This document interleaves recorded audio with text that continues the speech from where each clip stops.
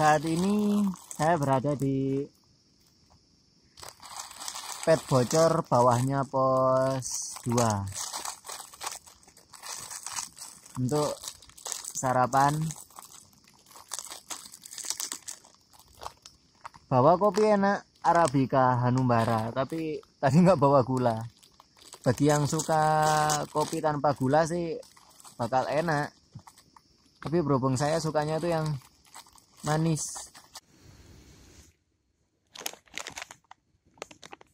Arabica kopi by Hanumbara, kopi tanpa gula. Ini yang favorit saya itu yang ini. Prosesnya natural, ini roastingnya yang medium, jadi tidak yang dark. Saya seneng yang ini, warnanya ciri-cirinya kayak gini. Ini tanpa gula.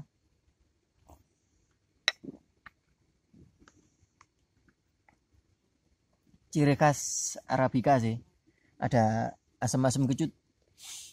Tapi bagi pecinta kopi malah seneng. Kalau saya senengnya ditambah gula ya. Kalau ditambah gula itu enak. Saya seneng yang ditambah gula. Tapi karena saya punya asam lambung lumayan parah, jadi ketika event lomba lari kayak gitu, sering asam lambung saya itu kambuh. Terus ada yang bilang, coba minum kopi tanpa gula. Loh, apa nggak tambah perut teh? Ternyata Arabica ini bukan nih bukan karena nyebut merek atau promosi, bukan. Tapi memang saya coba, alhamdulillah aman. Perut saya aman, nggak perih. Yang sering perih itu karena belum sarapan. Ini tadi sebenarnya saya kurang seneng yang instan, kurang seneng makanan instan karena kan pertama bukan karena pengawet-pengawetnya. Saya lebih seneng itu yang masakan emak, masakan istri, makanan di rumah kayak gitu. Lebih mengenyangkan kan karena nasi. Terus untuk lauk sih sebenarnya ketika musim hujan kayak gini, di vegetasi kisaran 1000-an, sebelum 1500 itu masih banyak vegetasi pakis, bukan pakis uling, bukan, pakis kelonthong, pakis yang untuk sayur. Walaupun nemunya bukan yang kelonthong, tapi masih banyak kok. Yang penting tahu mana pakis yang enak dimakan sama enggak, karena kebanyakan asal ngambil aja. Pokoknya kalau yang udah mekar itu terlihat daunnya itu kayak daun warna-warna emas, lebih lentur kayak gitu. Dan kebanyakan pakis-pakis yang bisa dimakan itu yang bukan budidaya loh ya, yang di hutan itu yang warna-warna keemasan. Kalau nggak sekalian prakteknya agak sulit sih. Sebenarnya banyak yang bisa dimakan, kayak ujungnya daun genjret. Kalau genjret itu sampai ketinggian 1800 masih nemu. Yang itu loh, yang warnanya merah-merah, itu buahnya. Nah, itu yang bagian pucuk daunnya itu diambili, dipakai buat lalapan. Terus ujungnya daun meranti, itu juga enak. Kalau yang di vegetasi atas-atas gini sih, untuk sayur ya apa ya, pakis itu. Tapi harus milih-milih karena banyak di sini pakis. Tapi enggak semuanya enak dimakan.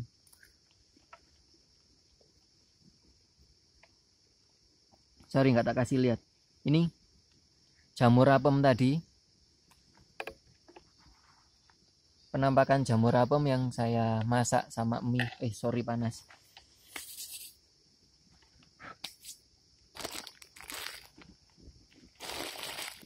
Nah,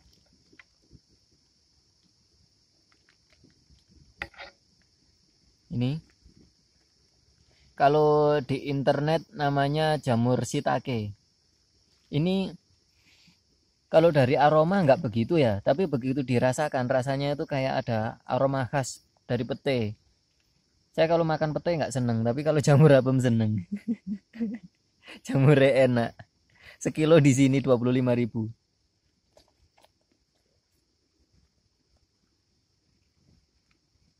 Kadang kalau nggak bawa alat masak kayak gini, jamur apem itu tak makan langsung.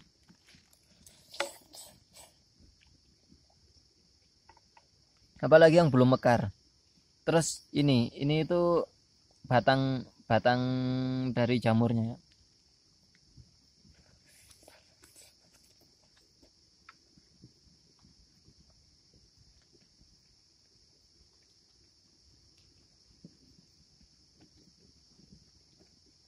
Kenyal, tetap masih terasa pete.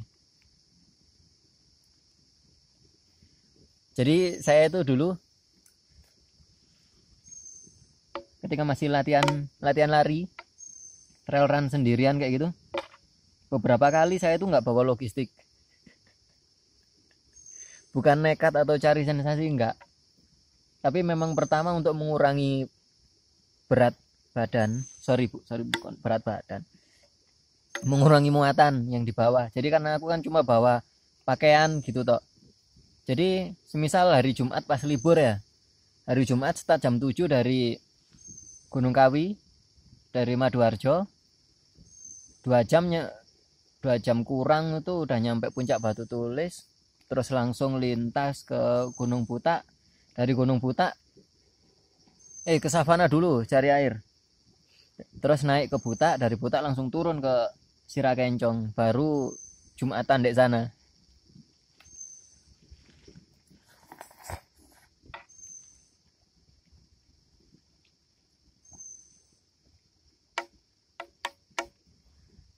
Jadi ketika saya dulu ndak bawa makanan itu karena kan pertama musim hujan.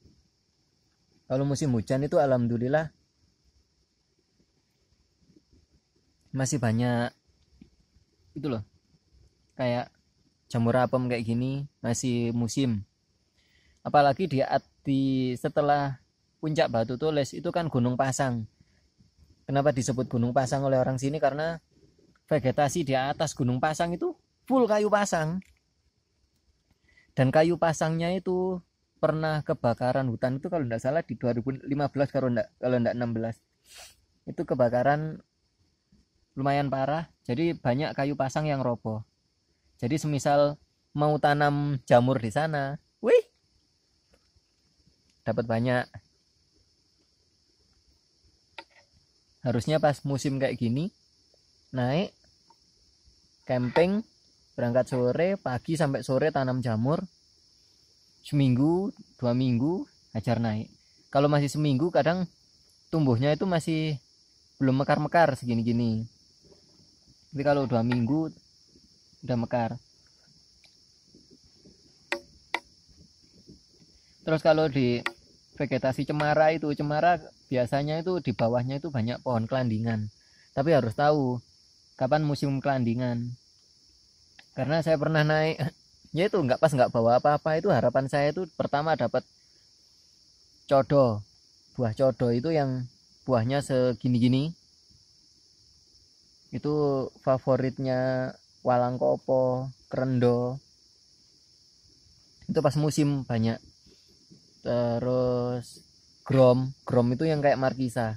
Jadi kalau bisa naik itu bawa gula, tinggal pencet itu dalamnya dipocok terus dimakan, karena rasanya asam memang. Terus di atas ada kelandingan, terus ada jamur apem. Terus kalau pas kehausan enggak ada air, bisa cari tanaman tumbuhan air sih. Kebetulan Gunung Kawi ini termasuk hutan-hutan basah, jadi masih oke lah, masih banyak tanaman-tanaman yang banyak kandungan airnya. Ya sebenarnya masih banyak kayak tanaman yang bisa dimakan, tapi tidak semuanya itu harus di share.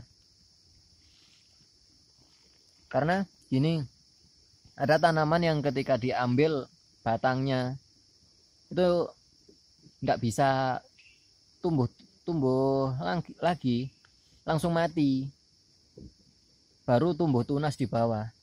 Jadi masih keluarga bambu sih menurut saya. Jadi walaupun batangnya sampai besar, diambil atasnya gitu toh bisa. Sorry, bukan keluarga bambu, itu masih keluarga palem. Ya hampir sama kayak kelapa, kayak gitu. Kelapa kan di bagian atasnya sendiri kalau diambil, yang namanya apa sih itu kan rasanya masih manis-manis sepet gitu kan, itu enak dimakan memang. Ya enggak enak sih kalau yang di gunung, anyep, kurang berasa, tapi bisa untuk mengatasi kalau kekurangan air.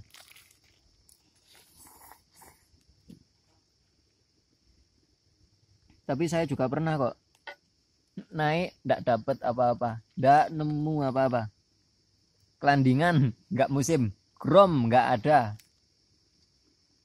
entah dibabat atau apa. Terus jamur apem enggak dapat, di Gunung Pasang yang banyak kayu pasangnya enggak dapat. Terus akhirnya saya makan itu tunas-tunas setigi, terus apa kayak kemangi hutan. Kemangi hutan malah banyak yang di dekat puncak. Nah untungnya alhamdulillah saya selama di gunung ini saya sering banget ditolong oleh temen. Jadi kenal di sosmed, terus berlanjut di hutan atau apa, tiba-tiba ketemu, mas nyampe. Terus aku noleh, terus siapa? Oh ternyata dia kenal aku. Nah pas di situ itu ketemunya di savana. Jadi kebetulan kan memang di savana Buta itu sering banyak ada pendaki. Beda kayak di sini. Kalau di sini jarang banget pendaki.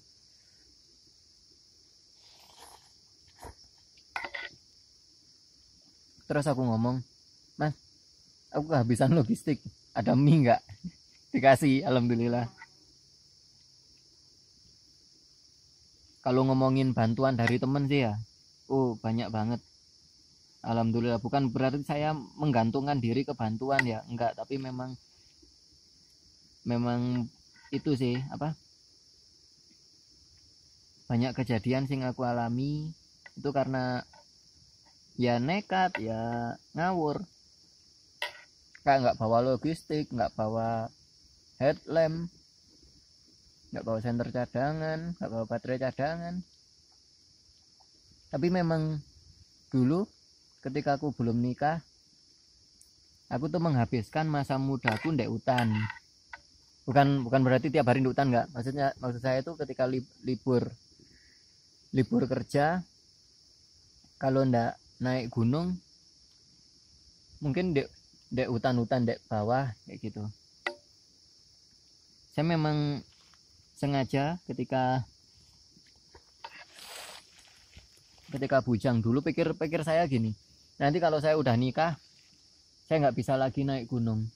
Ternyata salah. Alhamdulillah istri saya tuh dukung, nggak apa-apa naik gunung asalkan sendiri, digituin. Ya memang saya lebih sering sendiri sih ya dulu. Dan alhamdulillah sekarang habis nikah malah sering juga naik gunung, tapi nggak sesering dulu. Ya resikonya ya ada sih. Saya agak jauh, ya nggak agak, memang jauh dari teman-teman dek kampung. Nggak jauh gimana, tiap ada aktivitas teman-teman aku nggak ikut.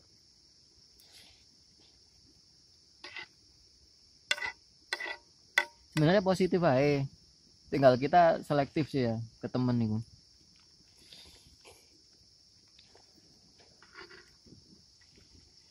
Ada temenku itu yang ketika ya pas masih bujang dulu ya, dia kerjanya itu sampingannya banyak. Jadi side jobnya itu banyak, istilah di sini tuh kayak ceperan gitu, itu banyak. Nah, berhubung begitu pendapatannya melebihi kebutuhan, akhirnya dia kayak coba-coba, dek minum-minum di cewek. Saya pernah diajak tapi nggak ikut. Pertama nggak berani, nyaliku nggak berani.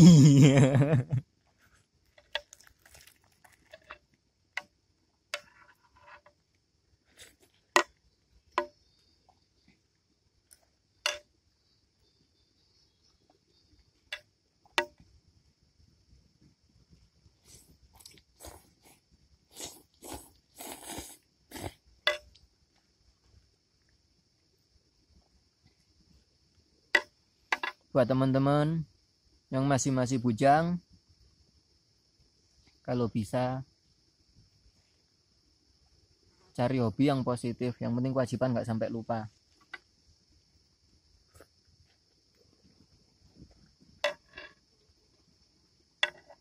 Kalau yang memang udah terlanjur, yo wes nggak usah diinget-inget.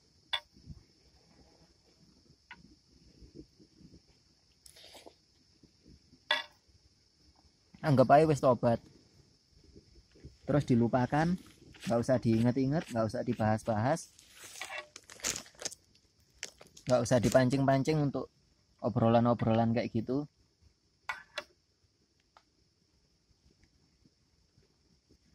Kalau ditanya nggak pengen tah dulu nakal-nakal kayak gitu,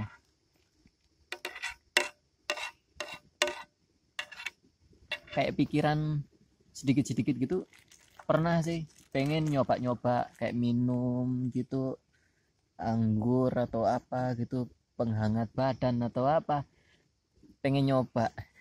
Tapi nyaliku nggak berani.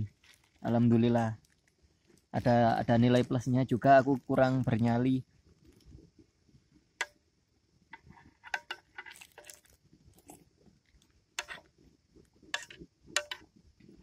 Tapi kalau semisal aku nyoba sekali ya insya Allah jadi berani, tapi aku nggak mau. Buktinya kayak gini, dulu aku nggak berani naik gunung sendirian sampai malam, naik malam juga. Kalau dulu memang aku ada kekurangannya itu gini, aku melakukan sesuatu di alam itu untuk memberi makan sosmed, Instagram atau apa. Kalau sekarang kan apa, aku bikin konten cuma untuk mengabadikan kalau aku aktivitas naik-naik gini. Kalau dulu aku nggak bikin konten untuk arah YouTube, enggak, aku malah ke arah Instagram. Terus begitu dapat pujian itu ternyata malah bikin kayak besar kepala, makin menjadi-jadi. Contohnya gini, kayak melakukan hal-hal konyol. Untungnya kalau dulu kayak metik-metik Edelweiss enggak sih ya, untuk konten-konten gitu enggak.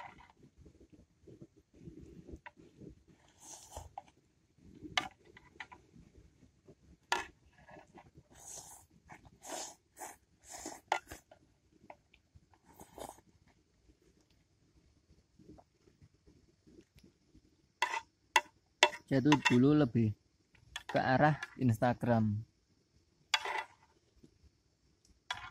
Jadi gimana sih rasanya punya banyak teman di Instagram? Ternyata alhamdulillah enak memang punya banyak teman, punya banyak relasi. Tapi ada minusnya juga. Jadi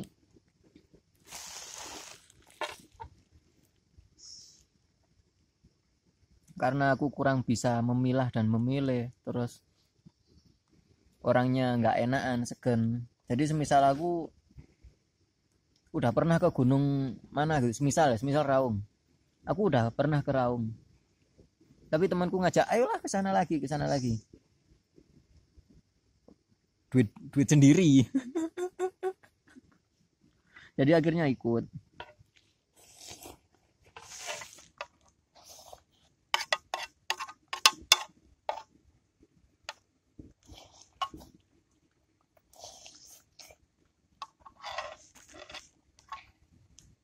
akhir-akhir ini banyak yang DM ngajakin aku balik ke Raung, tapi mohon maaf aku lagi kena blacklist.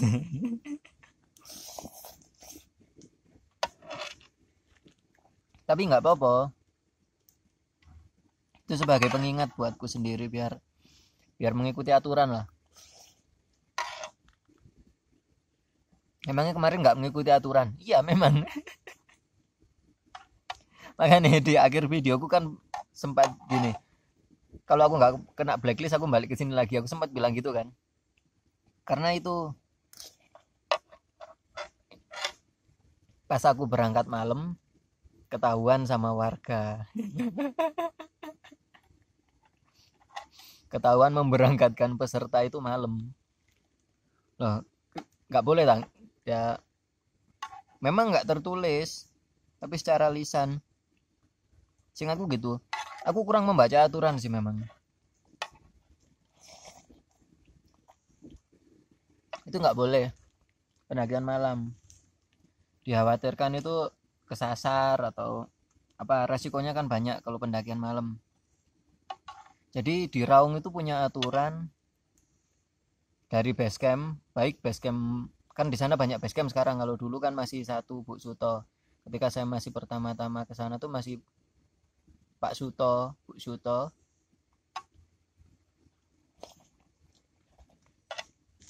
Sekarang banyak base camp. Dari base camp ke pos 1 tuh naik ojek dulu.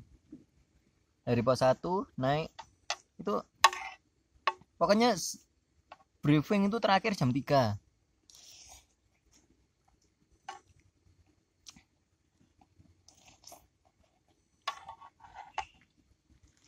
Kemarin aku pakai konsep TikTok, terus naik malam. Nah, aku kira oke-oke aja. Tapi ternyata ketahuan warga. Aku ketahuan porter, ketahuan warga. Terus akhirnya ya bener aku kenal sama yang ikut, tapi gimana ya? Ini bukan tentang temen atau gimana, ini tentang aturan. Karena kalau semisal aku dibiarkan, nggak ada punishment, nggak ada tindakan, bisa-bisa dicontoh sama yang lain pendakian malam juga. Karena kemarin tuh aku bukan daki tapi trail run. Sebagaimana kita tahu kalau trail run itu kan yang dibawa cuma yang di belakang vest itu toh. Kemarin aku bawa carrier kecil sih, 45 liter ini tak pakai.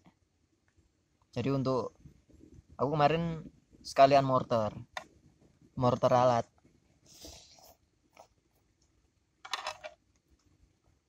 Jadi kalau mau seandainya ke Raung lagi itu porter, pakai porter orang sana bisa. Malah enak. Maksudnya gini, kita bisa semakin dekat juga sama di teman-teman Raung. Kita pakai jasa teman-teman untuk ojek, pakai jasa mereka. Ojek, porter, guide, bisa pakai lokal. Kalau guide sih terserah ya, karena gini. Setahu saya itu berdasarkan pengalaman, kalau temen-temen pakai guide itu rata-rata pilih yang udah kenal, udah merasa klop, nyaman gitu. Karena kalau ganti guide baru rasanya tuh canggung. Pertama canggung, kedua ya kalau dia itu kayak bertanggung jawab, bener-bener care.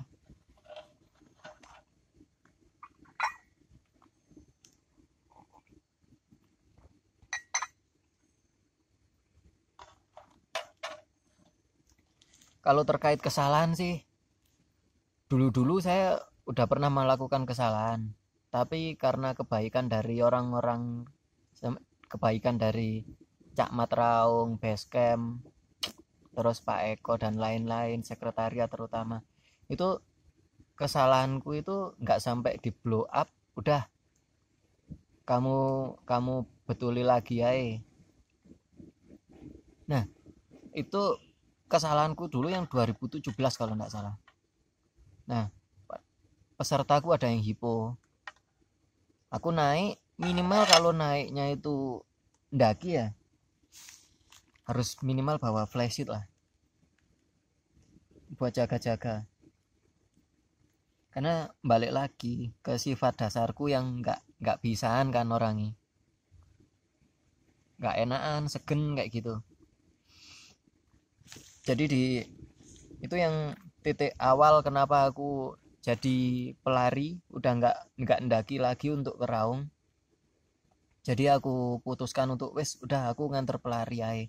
Itu untuk tripku yang terakhir, karena dari dulu aku sistemnya itu salah. Aku pakai sistem Serkos. Sistem Serkos itu kurang bagus untuk teman-teman juga. Karena apa? Serkos itu merusak pasaran. Karena biaya untuk Serkos itu murah. Jadi gini, kalau Serkos itu ya ongkos gaet dari rumah sampai kebutuhan, pokoknya kebutuhan transportasi, kebutuhan makan, simaksi itu ditanggung oleh peserta sampai sewa alat. Jadi semua kebutuhan di list habis berapa terus dibagi rata. Ya itulah iuran mereka untuk bayar aku dulu ya. Makanya aku pernah dicap sebagai orang yang merusak pasaran trip. Ya aku mohon maaf buat teman-teman juga, aku nggak ada niatan buat merusak pasaran trip. Aku alhamdulillah tetap bekerja di sini di Gunung Kawi, tetap di peternakan. Nah memang karena aku dari dulu naik gunung itu untuk tujuan olahraga, karena memang hobi sih. Jadi dapat nggak dapat itu ya alhamdulillah aku ikuti. Karena kenapa jadi titik balik, karena pas saat itu nggak hanya dia hipo. Pertama di alatku itu dulu dibelikan sama timnya Randy, Vivi Pradita, Nana, dan teman-teman itu mereka iuran untuk membelikan aku alat naik Gunung Raung. Nah, pas terakhir tripku itu gini, aku kesepakatan 9 orang, ternyata nyampe di tempat jadi 14 orang nyampe base camp.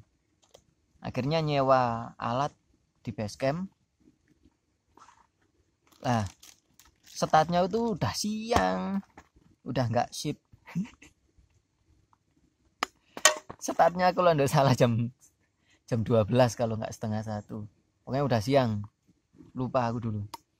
Nah terus dari situ naik ojek lah sampai pos 1. Aku ngerangkap jadi guide, jadi porter. Udah beban berat, tapi karena naiknya bareng pendaki jadi ritmenya masih oke lah. Aku morter sambil daki jadi nggak begitu cepet. Akhirnya karena semua ngedrop, nyampe camp 5 itu maghrib. Sampai camp 5 maghrib, terus diputuskan untuk camp di sana. Nah itu kesalahanku yang pertama gini. Bagaimanapun kalau bisa camp di malam pertama kalau bisa itu sebelum tidur, mau nggak mau harus makan. Kalau peserta nggak mau karena udah kecapean, nggak mood, nggak selera, paksa makan. Karena untuk tenaga besok itu kan lebih berat. Nah terus akhirnya di camp 5 ngecamp. Terus pemimpinnya itu saya kasih tahu, saya sebelum nganter sampean, sebelumnya saya pernah summit dari camp 5 itu cuma berberapa, berenam kalau enggak salah, cuma berenam itu start camp 5 itu baliknya start dari camp 5 itu setengah 3 pagi, balik nyampe camp 5 lagi setengah 3 pagi lagi. Jadi kami itu lepas dari camp 5 sampai balik lagi itu total 24 jam pas.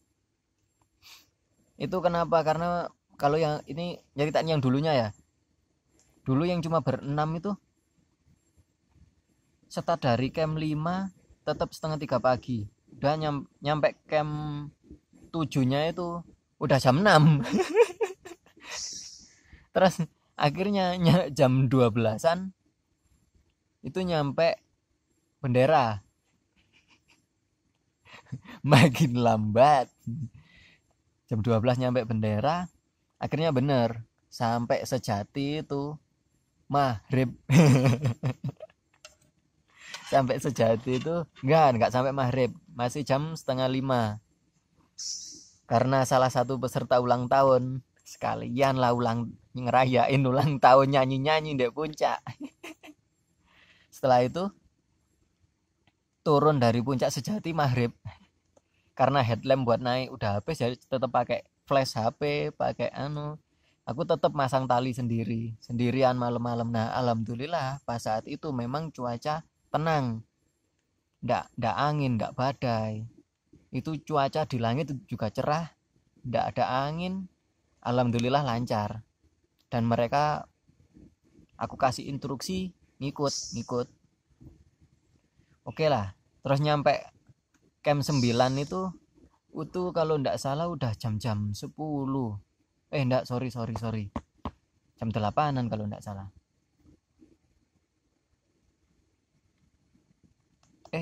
Ya, jam segituan karena memang aku agak paksa sih. Terus sampai camp 7 itu jam 1-an. Aku sampai dulu di Gubuk Rasta itu masih ada kayak rak-rak di atasnya ya, aku cari-cari makan, nemu tempe sama garam. Itu yang tak makan. Buat isi. Terus nyampe bawah lagi itu, kalau aktual waktunya aku lupa ya. Pokoknya yang aku inget itu sampai camp 5 lagi itu 2:30 pagi. Jadi udah bener-bener lapar, langsung masuk tenda aku. Istirahat. Paginya baru masak-masak, berangkat turun pulang. Nah, balik lagi ke yang 2017 itu. Udah tak kasih tahu Mbak. Sebelumnya saya 2:30 berangkat dari sini ya. Itu cuma perenaman. Nyampe sini lagi itu 2:30 pagi lagi, jadi 24 jam.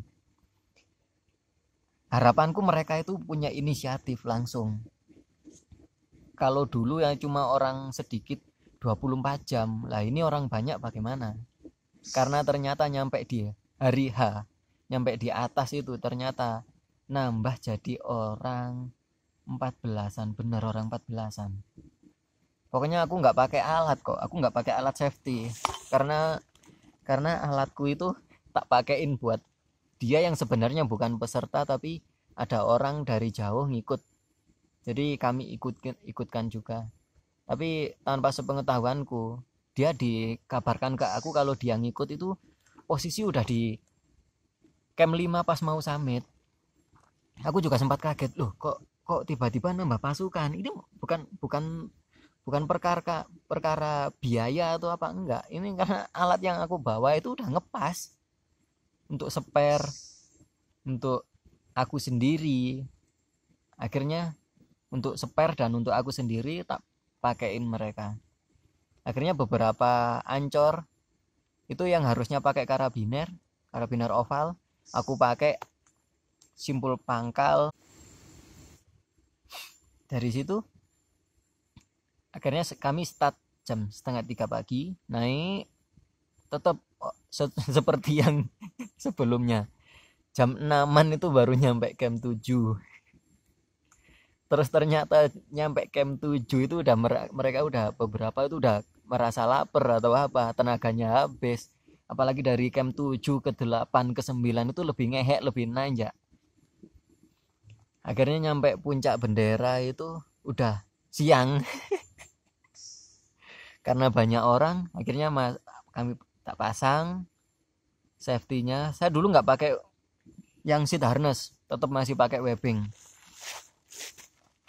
Terus jalan, tapi nggak saya naikkan ke puncak 17 seperti yang kemarin. Kalau yang sebelumnya itu saya naikkan ke puncak 17, tapi yang kemarin tidak. Jadi harapan saya lebih cepat, ternyata enggak. Ya memang molor sih, banyak orang. Akhirnya pas itu alhamdulillah ada rombongan teman saya, Sam Irfan, Lohan Apala sama Ahmad Dimovic. itu 3 orang itu teman saya. Akhirnya salah satu peserta ngikut balik ke mereka karena merasa aduh aku kayak nggak kuat. Alhamdulillah ditolong sama mereka.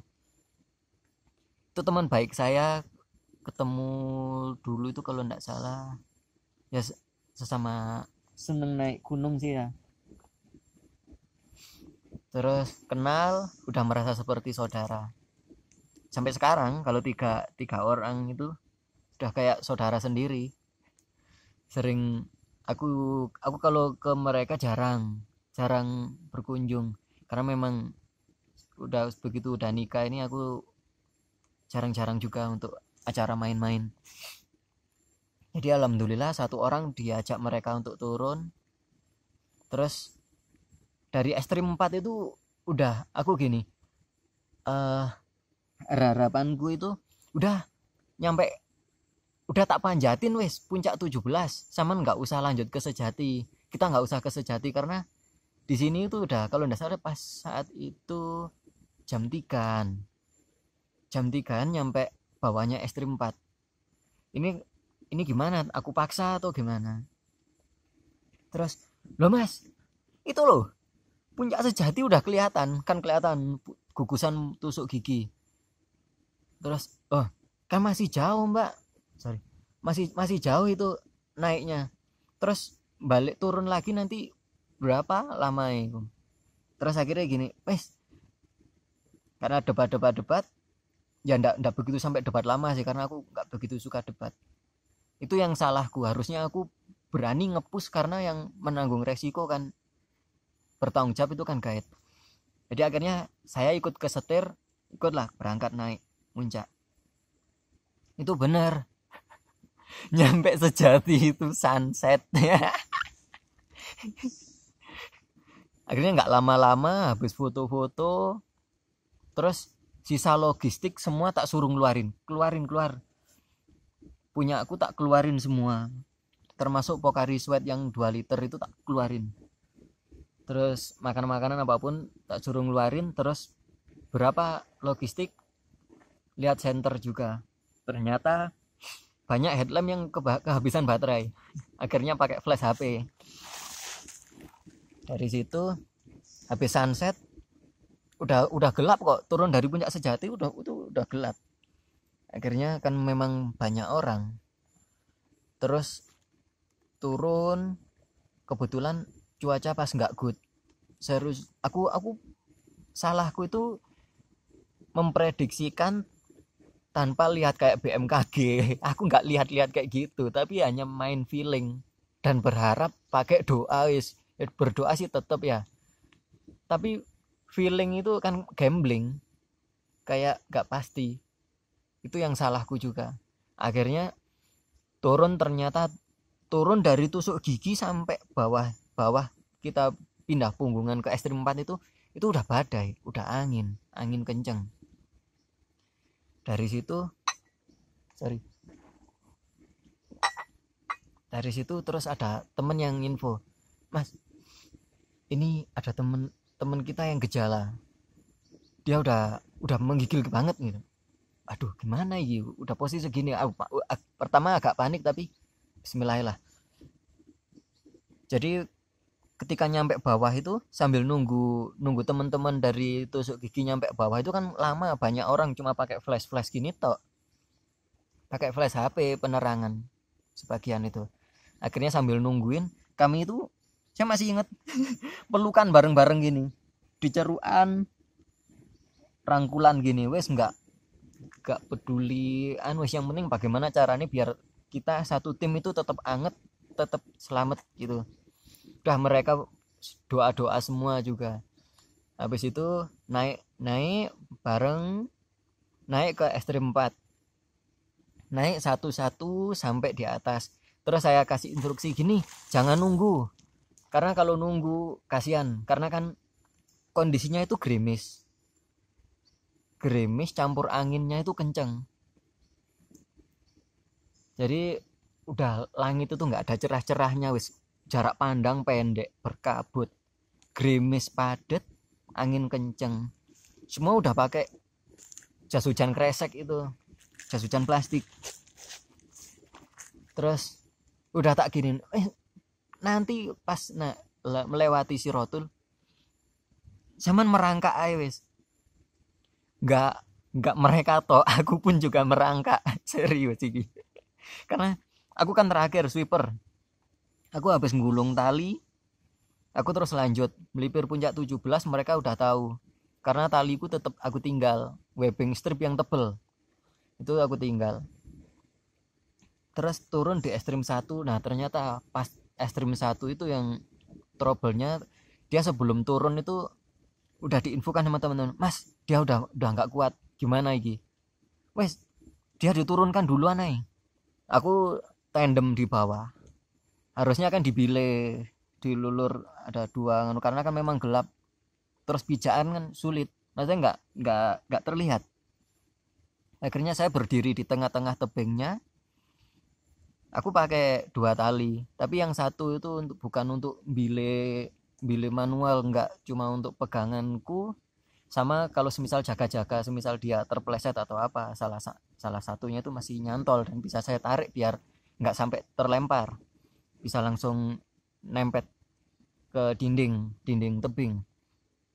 Akhirnya dia diturunkan, terus tak info ke teman-teman, Mas, ini udah enggak begitu ekstrim, Saman lanjut duluan nih ke puncak bendera biar langsung cepet-cepet turun. Akhirnya saya tetap lanjut nurunin satu persatu. Terus sampai itu sempat ada yang sampai nyasar karena dari ekstrim 1 mau balik ke bendera itu ada setapak yang malah turun ke bawah. Itu sempat nyasar, tapi alhamdulillah saya teriakin balik lagi naik, ngikutin rute yang betul. Akhirnya dia lanjut, aku terus nurunin satu persatu teman-teman tadi. Nah, itu kendala lagi, beberapa alat itu tidak dipakai. Dicantolin di tas kecilnya, itu jatuh. Helm, ada prusik jatuh. Padahal itu alat sewa. Terus begitu udah kelar semua, tali aku bawa untuk lanjut. Ternyata bener, Wes gini, begitu alhamdulillah udah nyampe puncak bendera semua kan, untuk turun ke 9 kan udah nggak begitu ekstrim. Saya duluan untuk cari kayu bakar. Nah, itu kesalahan saya yang paling parah. Saya nggak bisa mikir jernih, nggak bisa mikir tenang, karena pertama saya juga kondisi nggak makan. Mulai kemarin sorenya nggak makan, terus kondisi memang lapar, terus membawa beban berat, terus aku juga konsen penuh untuk pas satu-satu, apalagi pas nali sendirian gelap kayak gitu. Akhirnya aku cuma cari kayu bakar, tak banyakin cari kayu bakar, tak tumpuk, terus aku naik buat bantuin bopong yang hipo tadi. Terus nyampe di camp 9, kami bikin perapian itu 3 tumpuk kayu besar. Aku terus-terusan cari kayu. Iku yang aku salah, goblok dulu itu, ya ampun. Jadi di camp 9 pun itu cuaca itu masih, anginnya itu masih kenceng. Terus kondisi semua masih lapar juga. Ternyata mereka enggak semuanya itu, tapi ya alhamdulillah mereka bawa snack itu masih bawa. Kalau aku nggak begitu mikirin aku sendiri sih, tapi alhamdulillah mereka juga masih berbagi ke aku, berbagi. Ingat, tahu kalau aku mulai malam juga nggak makan, mereka masih berbagi roti, masih berbagi. Nah, tapi kendalanya yang goblok itu tadi yang tak maksud. Kenapa kok nggak aku paksa turun? Karena gini, di camp 9 itu ketinggian masih 2.900-an kalau enggak salah, 2.900 berapa gitu. Udah mendekati 3.000 mdpl. Udah tinggi, malam, oksigen juga kurang, angin masih kenceng, kondisi masih gerimis tebel, tapi udah nggak begitu gerimis, udah nggak banget, nggak separah yang di atas. Nah, dari situ aku cuma bagaimana caranya menghangatkan gitu toh. Jadi dia yang hipo tadi, yang gejala, udah dibungkus dibungkus pakai thermal blanket, udah di skin to skin sama temen-temen, tapi tetap. Nah, aku kan nggak bawa tenda, nggak bawa flashlight itu kan. Terus akhirnya cuma bertahan bagaimana kita tetap hidup dengan mengandalkan hangatnya perapian. Nggak ada upaya untuk aku maksa ngepush buat turun, nggak ada. Pas itu aku cuma mikirnya gimana cara pendek itu. Aku nggak mikir sejauh. Seharusnya aku paksa turun. Kalau semakin turun kan angin, kan vegetasi lebih rapat, angin bisa ketahan. Insya Allah nggak lebih dingin lah, pasti lebih masih dinginan camp 9 tadi. Terus dari situ kan harapannya ada pertolongan di camp 8 atau camp 7, kan teman-teman udah banyak. Nah, aku nggak ada pikiran kayak gitu. Yang aku sesalkan malahan 2 orang yang dari jauh itu, dia nggak pamit kalau nggak salah ke aku, serius itu nggak pamit, tiba-tiba dia udah turun duluan ke camp 8. Itu di sana ada tendanya dari adventure, mana sih, ojek adventure atau apa gitu, aku lupa. Di camp 8 itu ternyata ada camp. 2 orang tadi yang gabung itu, dia ke sana tapi nggak ajak-ajak nggak ajak-ajak temen-temen. Terus begitu udah nyampe sana itu, dia begitu ada camp, kenapa nggak naik lagi, ngasih tahu lah, di camp 8 ada camp, kesana lebih hangat, ada bantuan, entah teh atau apa kan ada. Nggak diajak, nggak dikasih tahu. Akhirnya aku cuma mode bertahan di camp 9. Nah, saat itu HP ku itu nyala, sinyal ada sih, aku telepon di camp 7 kan, aku nggak tahu siapa yang di camp 7 siapa. Akhirnya aku telepon ke Cak Mat Surat. Cak Mat, aku boleh minta tolong? Apa? Gini Cak, tamuku ada yang gejala hipo. Tolong saman kasih tahu untuk yang di camp 7 teman-teman guide, nanti kalau pas mau summit bawa logistik lebih. Tolong bawa logistik lebih nanti, karena logistikku masih banyak tapi di camp 5. Logistik teman-temanku juga itu kan masih banyak tapi di camp 5. Harapanku begitu aku nyampe, aku besoknya itu aku gantiin gitu. Ternyata infonya itu tidak tersampaikan sesuai harapanku. Karena sampai di camp 9 itu rombongan pendaki pertama yang summit itu, ternyata aku tanya nggak dapet info dari bawah. Akhirnya aku turun sendirian ke camp 5. Dari camp 9 aku lari, terus ketemu itu rombongannya Cak Mat Cimara Adventure. Terus aku minta tolong ke Cak Mat, Cak Mat, aku minta tolong, iki pesertaku ada yang kayak gini-gini, aku jelasin. Terus maksudku aku mau turun duluan ke camp 5 terus balik naik. Ya wes, sama Cak Mat aku suruh balik cepet-cepet turun untuk ambil logistik. Aku terus pas ketemu teman-teman juga dikasih tahu kalau ternyata Cak Mat bantuin ngasih kacang hijau apa buat temanku yang gejala tadi. Makasih banyak Cak Mat. Sekali lagi makasih banyak. Terus akhirnya aku lanjut ke camp 7. Nyampe camp 7 itu masih aku nggak ketemu sama teman-teman. Akhirnya aku nggak pikiran apa-apa wes. Dari camp 7 aku bablas ke 6 ke 5. Dari camp 5 aku ngambil logistik, aku lari lagi naik. Ternyata begitu aku nyampe camp 7, ketemulah teman-teman. Ternyata alhamdulillah udah agak mendingan, dipaksa turun. Nah, secara nggak sengaja aku pas tali sepatuku lepas kan, aku masih inget betul itu. Aku berhenti sejenak di samping ada tendanya pendaki lain di camp 7. Nah, ternyata mereka sedang membicarakan aku digosipin. Dia nggak tahu yang digosipin ada di sebelah. Dia bilang gini, ada guide dari Surabaya, peserta dipaksa terus muncak. Dia kayaknya dapat kabar tapi pagi, dapat kabar kalau pesertaku ada yang gejala. Enggak, malah dibantu, malah digibain bangsa. Tapi gak apa-apa, buat pelajaran. Tapi alhamdulillah pas itu di atasnya camp 6 itu ketemu lagi sama teman-teman kayak si Sam Lohan Apala, Irfan Rusdiawan sama Ahmad Dimovic. Aku ketemu lagi tendanya, terus tanya ke aku, gimana di atas? Aku semalam nggak bisa tidur nungguin kamu nggak turun-turun. Katanya di campnya mereka itu udah anginnya itu kenceng. Lah di sini loh anginnya kenceng. Bagaimana kalau di atas? Ya itu mas, parah di atas.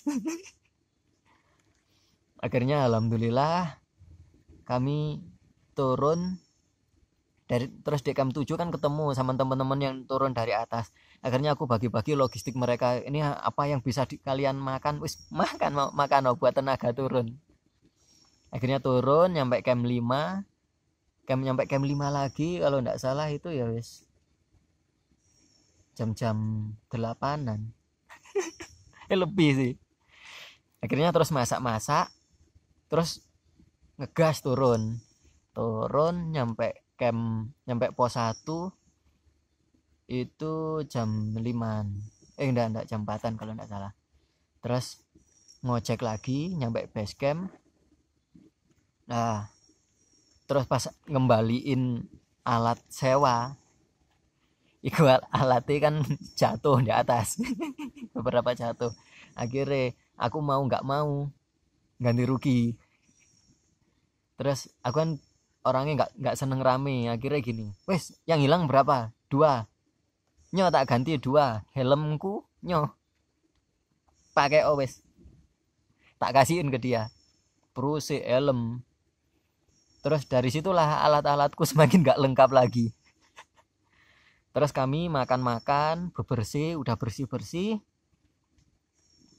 Terus ngumpul bareng, kami evaluasi. Terus aku juga minta maaf sebelumnya kalau aku ada salah-salah. Baik secara kalau aku nggak tegas atau salah ucap, salah dalam berbuat kayak gitu. Aku juga yang aku sesalkan itu ya itu tadi, kenapa aku di camp 9 itu nggak aku paksa buat turun. Karena bagaimanapun terus untuk ketegasanku itu juga kurang. Aku tuh nggak tegas ke mereka. Jadi harusnya itu mereka yang ngikut ke aku, tapi aku yang malah ngikut ke mereka.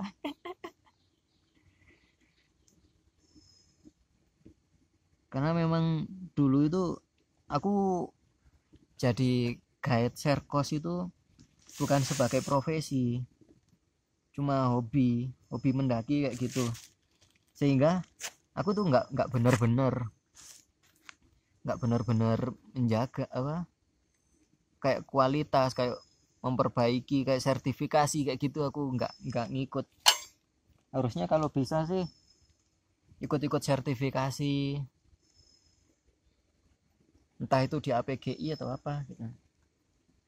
Nah dari situ setelah selesai maaf-maafan, kita evaluasi dan kita untuk next kita lebih prepare lagi kayak gitu. Alhamdulillah.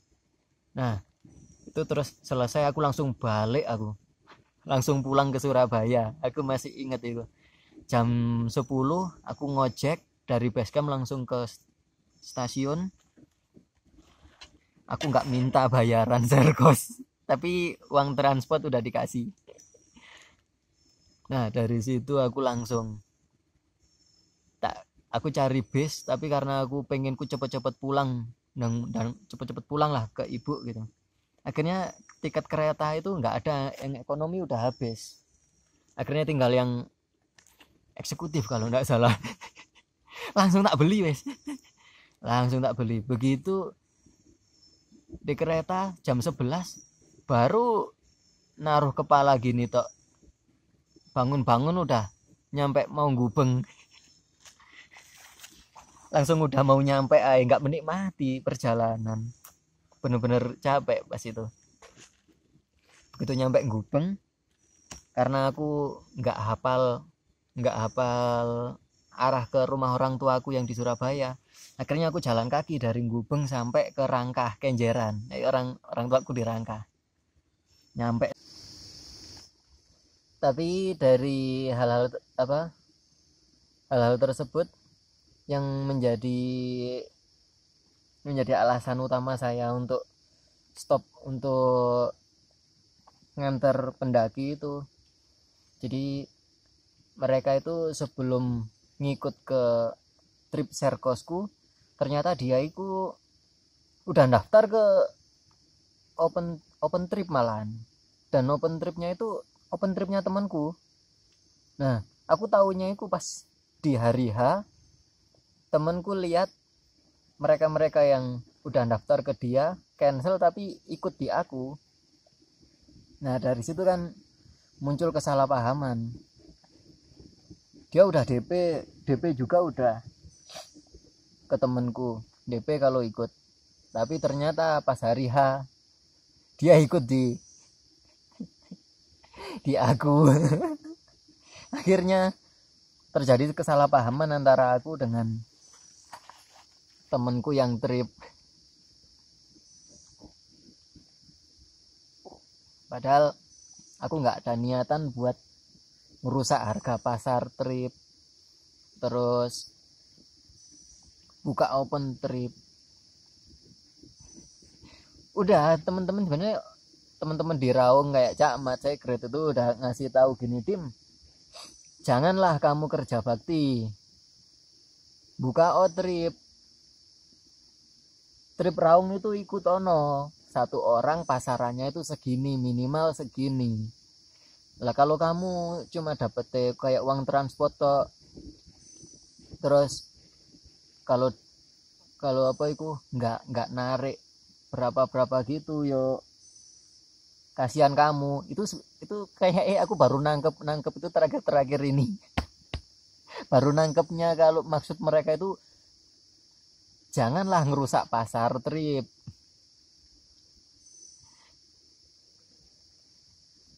Aku serius, nggak ada kesengajaan aku bikin trip Serkos harga segitu. Karena kan gini, aku tuh mikirnya karena yang mau berangkat itu kan temenku, jadi nggak aku buka trip, cuma jalan bareng, naik bareng gitu. Tapi aku nggak tahu kalau ternyata temenku ngajak anak-anak yang udah daftar open trip. Akhirnya dari situ, itu terakhir aku nganter pendaki di Gunung Raung. Selanjutnya aku nganter pelari, mulai Mas Lemri Erwanto, terus Febriandika Sabli, Firman, teman-teman dari Batu Runner, Malang Trail Runner, itu memang temen baikku. Maksudnya aku sering diajak kolaborasi sama mereka. Jadi ketika Batu Runner ada acara kemana gitu, ayo Mbak, nyambe melok, diajak lah naik ke Gunung Paralayang atau kemana, itu diajak join. Terus anak TTR juga baik-baik, Terabas Trail Runner Kediri, itu pas diajak ke Wilis, itu juga diajak bareng-bareng mereka. Aku belum balas budi aku. Kemarin ngajak aku ke Raung tapi aku pas udah kena blacklist. Terus Malang Trail Run juga gitu, beberapa kali ngajak aku kolaborasi, aku diajak ke Bromo, ke Kelut. Jadi teman-teman Mantra itu gantian sama aku diajak. Terus pas aku ada senggang atau misal aku ada waktu dan bisa, ya aku usahain. Jadi udah stop, nggak buka-buka Serkos, buka-buka gitu-gitu lagi aku. Nah, jadi yang terakhir kemarin aku kena blacklist itu ya intinya memang aku salah, harus banyak belajar. Terus harus mau ngikuti regulasi di Raung itu seperti apa. Jangan pakai aturan sendiri, maksudnya jangan bikin aturan sendiri yang nggak ada di Raung. Kayak TikTok itu kan nggak direkomendasikan, tapi tak pakai sistem TikTok kayak gitu. Karena apa, TikTok itu kan nggak pakai ojek karena pelarian. Jadi dari base camp sampai pos 1 kan lari, full PP lari. Sehingga ojek pun juga berkurang. Terus kedua, tidak semuanya itu fisik kuat untuk TikTok di Raung. Sehingga yang memang udah terbiasa latihan kayak gitu insya Allah kuat. Jadi sebelum ke Raung lagi itu harus selektif. Jadi keputusan dari sekretariat untuk kena blacklist kemarin saya akui dan saya terima, memang itu kesalahan dari saya sebagai penanggung jawab trip, bukan trip sih, maksudnya lari bersama seperti pendakian bersama gitulah, tapi kan edisi trail. Kebetulan kemarin kami kan anak trail. Sebenarnya teman-teman dari Kepanjen kayak panti piknik gitu sempat jangan mit, siapa yang ngelapor nih kamu ya, Pak Topo yang sempat tanya, tak negoin, jangan, maksudnya memang ini salahku.